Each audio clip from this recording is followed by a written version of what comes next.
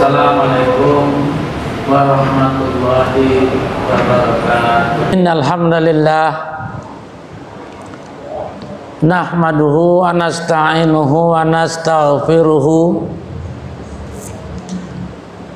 wa na'udzu billahi min syururi anfusina wa min sayyiati a'malina. May yahdihillahu fala mudhillalah wa may yudlil fala hadiyalah. Asyhadu an la ilaha illallah wahdahu la syarikalah wa asyhadu anna Muhammadan abduhu wa rasuluh. Allahumma fasholli wa sallim hazan nabiyil karim wa ala ali wa sahbihi wa man tabi'a bi ihsani ila yaumiddin. Amma ba'du fa ya ibadallah usikum wa iyaya bittaqwallah faqad fazal muttaqun. Qala Allah Ta'ala bil Qur'anil Azim, a'udzubillahi minasyaitonir rajim, bismillahirrahmanirrahim. Wasta'inu bis sabri was salah wa innaha lakabiratun illa 'alal khashiin. Sadaqallahul azim. Ma'asyiral muslimin rahimakumullah. Jemaah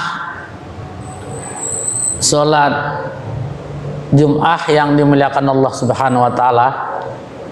Bapak-bapak, saudara-saudara, anak-anak kami sekalian yang berbahagia.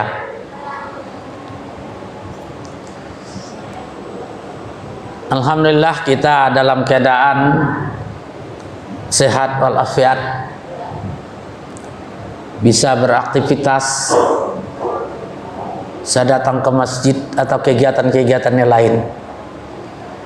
Ini harus kita manfaatkan semaksimal mungkin sesuai dengan tenaga dan keimanan yang ada pada diri kita, karena belum tentu 2-3 hari lagi atau seminggu lagi kita masih bisa seperti ini. Jadi jangan kita menyesal ya, karena banyak waktu yang terlalai oleh kita di saat kita sebenarnya mampu untuk beraktivitas dengan baik, termasuk beribadah kepada Allah Subhanahu wa taala. Selawat dan salam kita sampaikan kepada Rasulullah sallallahu alaihi wasallam. Allahumma sholli ala Muhammad wa ala ali Muhammad. Jemaah yang berbahagia, hari ini kita coba membicarakan hanya ibadah salatlah yang paling mampu membentuk pribadi muslim yang sejati, yang sebenarnya. Kalau kita membuka lembaran sejarah perintah sholat ini,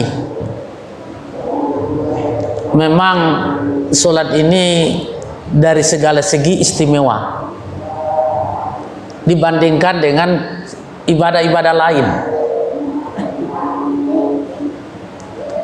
Kalau ibadah-ibadah yang lain itu adalah melalui perantara, bisa langsung Jibril datang sebagai seorang manusia, seorang pemuda yang gagah ya,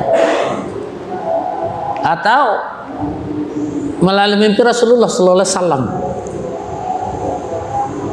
Tetapi ibadah sholat ini memang luar biasa. Jadi langsung dari Allah kepada Rasulullah sallallahu alaihi wasallam. Malaikat Jibril saja hanya sebatas Sidratul Muntaha, batas langit yang ketujuh. Sudah stop. Ana tidak punya lisensi lagi ya Rasul untuk ke sana. Itu. Makanya banyak sekali ayat-ayat dalam Al-Quran maupun hadis Rasulullah SAW bahwa sholat ini adalah suatu ibadah yang sangat istimewa, yang langsung berkomunikasi dengan Allah Subhanahu wa taala. Setelah kita takbir Allahu Akbar, maka selesai, habis. Hubungan kita dengan yang lain tidak ada lagi, hanya dengan Allah Subhanahu wa taala. Makanya di dalam ayat yang telah kita baca tadi di awal pembukaan khutbah ini,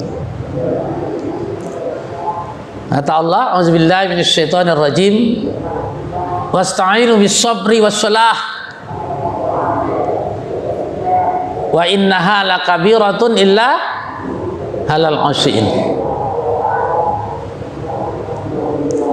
Carilah oleh kamu penolongmu.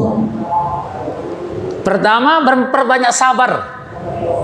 Kemudian mendirikan sholat. Tapi memang sholat itu berat, la kabirat, berat sekali.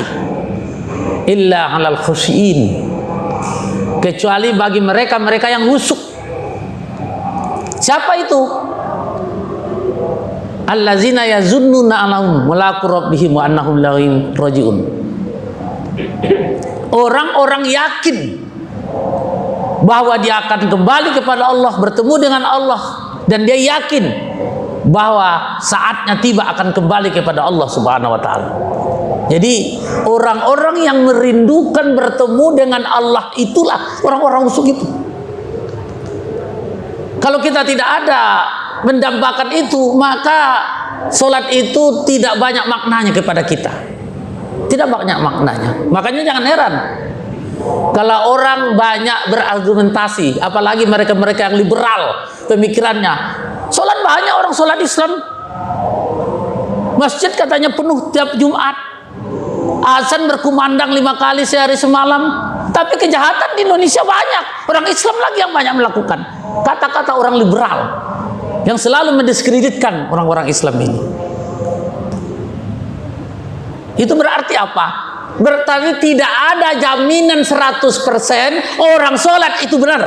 Itu. Tidak ada jaminan 100%. Siapa yang salah sholatnya? Tidak. Yang salah itu adalah orang yang sholat itu. Itu yang salah. Jangan disalahkan sholatnya. Itu. Jadi memang orang akan selalu mencari kelemahan orang Islam, di mana yang bisa dihujat, di mana yang bisa dibully orang Islam itu. Luar biasa sekarang negeri ini. Saya merasa umur saya sudah hampir 65 tahun, baru saat inilah yang paling berat sekali. Tantangan yang kita hadapi umat Islam ini berat. Ya. Sudah berapa periode mungkin presiden, sejak dari orde lama, orde baru, ya. Nah, saat inilah, yaitu. Nah, dari itulah, makanya sholat ini adalah suatu ibadah yang tidak bisa kita ganti. Tak ada sholat itu diganti. Ya, saya kemarin tinggal sholat, saya sholatkan hari ini, nggak ada. Kalau puasa boleh, ya. Anda sakit, Anda musafir, nggak usah paksakan puasa, sholat, makan, buka. Nah, nanti di saatnya ganti. Ya itu. Bagi orang yang bisa ganti, bisa berfidyah. Jadi masih banyak kesempatan kalau ibadah yang lain. Haji itu bagi yang mampu saja, kalau nggak mampu nggak usah dipaksakan. Nah, itu. Tapi sholat tidak demikian. Ya. Kalau Anda sakit tidak bisa dengan air, untuk tayamum. Nggak bisa berdiri, duduk, nggak bisa duduk tiduran. Ya itu. Ya kalau tidak apa-apa lagi ya sudah. Itulah sholat itu. Nah, makanya bapak-bapak dan saudara-saudara sekalian, kalau kita lihat dari sejarah turunnya perintah sholat yang melalui peristiwa Isra Mi'raj itu, sebenarnya itu hampir tahun ke-12 dari masa kerasulan itu. Jadi 12 tahun Rasulullah mendakwahkan Islam itu belum sholat, belum. Kenapa? Perlu dibina tauhid. Perlu dibina keimanan orang ini, keyakinan. Itu. Nah, ini yang merusak kita tuh itu. Sehingga kadang-kadang sholat kita ya selesai, sudah sholat sudah, tapi kadang-kadang makna dari apa yang kita lakukan tidak banyak kepada diri kita. Nah, ini yang harus kita coba mencari solusi supaya lebih baik. Nah, ya kepada yang seumur-umur saya dengan ini ya yang sudah aki-aki lah seperti saya ini, jangan puas cepat. Oh, saya udah 50 tahun Ustaz sholat, betul. Saya juga 50 tahun ada sholat. Tapi apakah sholat kita sempurna? Belum juga. Masih perlu diperbaiki, disempurnakan sampai ajal kita datang. Itu. Apa yang dipercaya itu Ustaz dipergi? Banyak.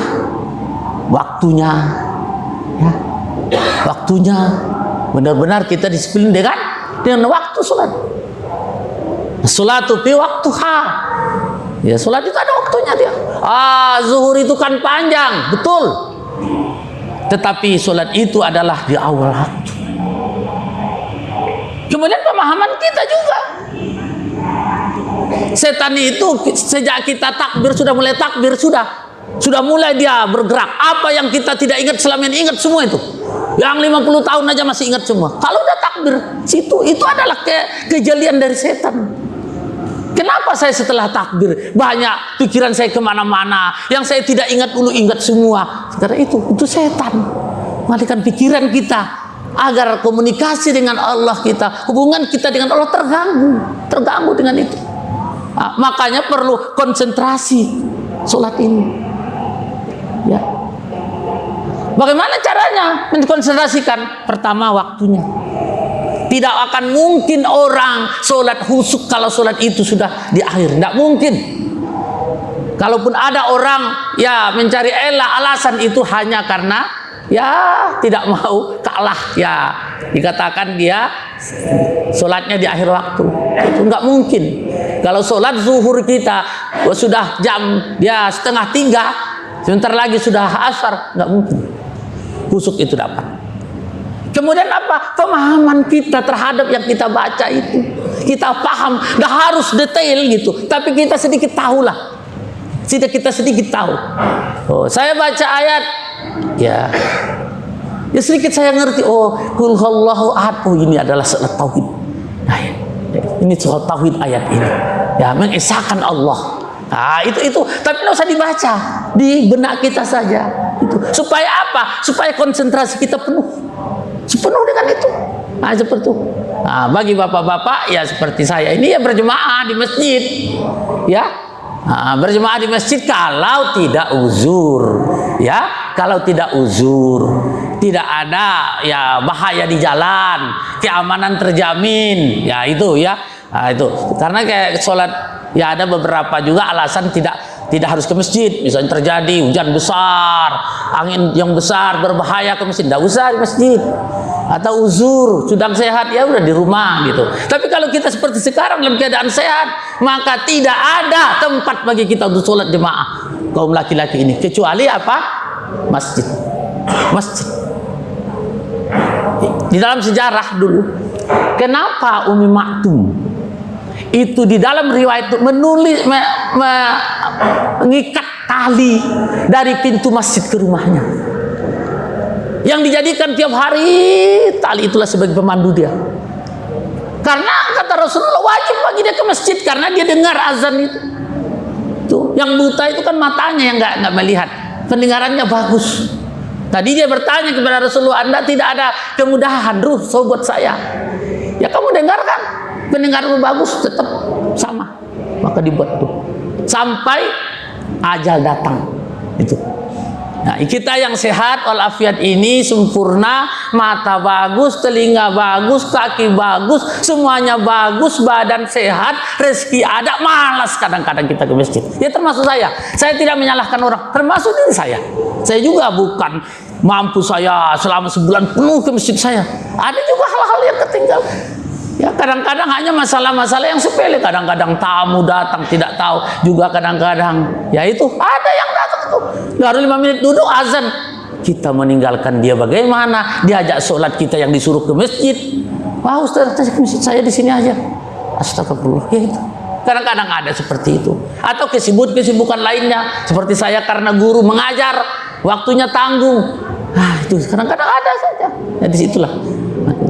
Dari itulah maka mari bersama-sama kita perbaiki ibadah sholat kita gini, ya. Jangan kita sudah puas karena umur kita sudah tua, karena sudah lama sholat gitu. Ya ada yang ditegur, sholatnya cepat sekali. Ditegur, Pak mohon maaf, kok sholatnya cepat sekali, rukunya, sujudnya, tidak ada tumakninahnya. Kamu mbak anak kemarin, saya ini sudah puluhan tahun sholat, kamu belum lahir saya sudah sholat. Nah itulah tanda tidak mau menerima dikritik. Seharusnya ada terima kasih nak, ya terima kasih nasihatnya. Ya bapak salah ya, bapak belum punya ilmu tentang itu dan sebagainya. Harusnya seperti itu. Inilah bapak-bapak dan saudara-saudara sekalian. Makanya kalau kita lihat ya dalam hadis itu, pada umur 7 tahun sudah disuruh sholat. 10 tahun anak atau cucu kita tidak sholat, maka marahin dia. Ya marah itu artinya pukulnya itu ya pukul yang tidak berbahaya, pukul kakinya atau centik gitu ya. Nah itu petanda apa? Petanda umur 7 tahun sampai 10 tahun itu adalah masa pendidikan yang sangat bagus buat anak untuk sholat. Iya. Insya Allah walaupun dia di pasca pancarobanya dia meninggalkan sholat, nanti setelah dewasa dia akan ingat sholat lagi.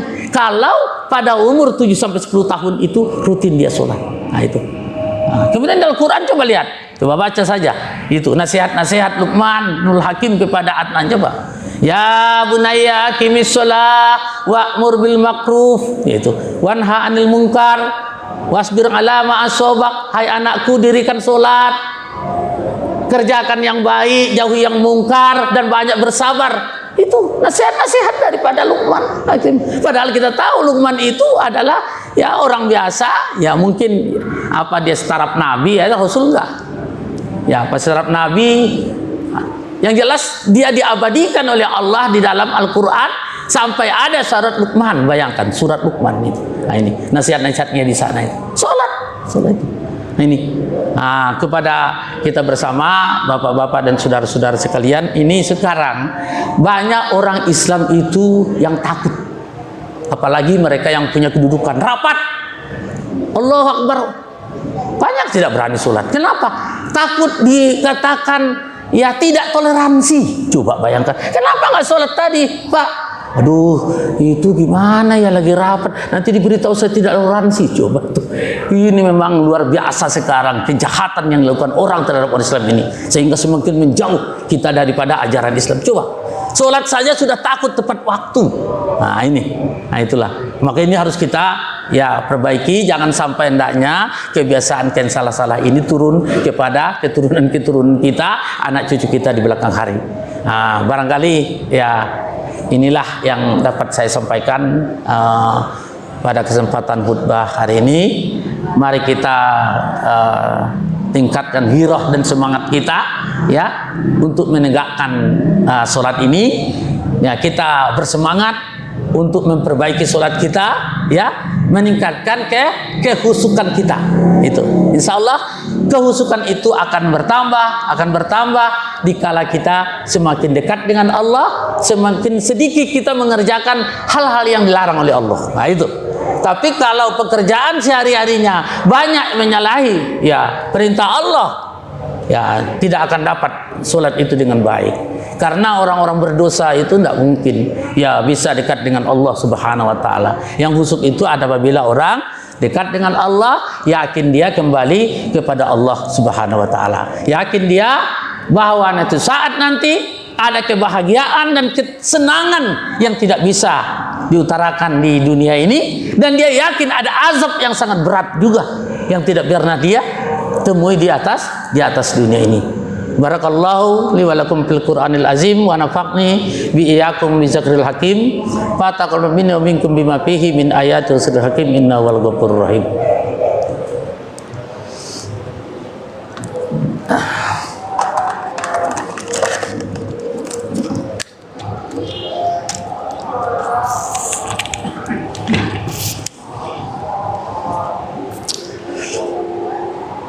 Alhamdulillahillazi arsala rasulahu bil huda wa dinil haq liyuzhirahu 'alad dini kullihi walau karihal musyrikun.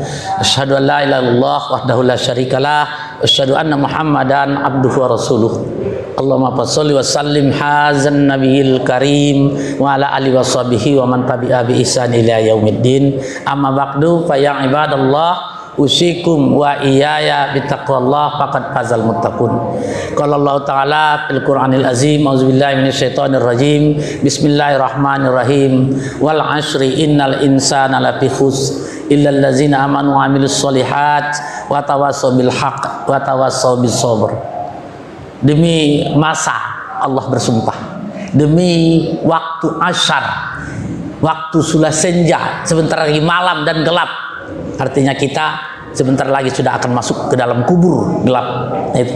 Pada dasarnya semua manusia jadikan Allah ke muka bumi ini dalam keadaan merugi, kecuali mereka yang beriman kepada Allah Subhanahu wa taala dan beramal soleh, dan mereka selalu berusaha menasihati, berwasiat dengan jujur, ya. Kemudian juga lalu berusaha dan berwasiat dengan sabar dalam kehidupannya. Innallaha wa malaikatahu yusholluna 'alan nabi ya ayyuhallazina amanu shollu 'alaihi wasallimu taslima. Allahumma sholli 'ala Muhammad wa 'ala ali Muhammad kama shallaita 'ala Ibrahim wa 'ala Ibrahim wa barik 'ala Muhammad wa 'ala Muhammad kama barakta 'ala Ibrahim wa 'ala Ibrahim innaka Hamidum Majid. Allahumma firil muslimina wal muslimat wal mu'minina wal mu'minat wal ahya'i minhum amwat innaka sami'un qaribun mujibud da'wat.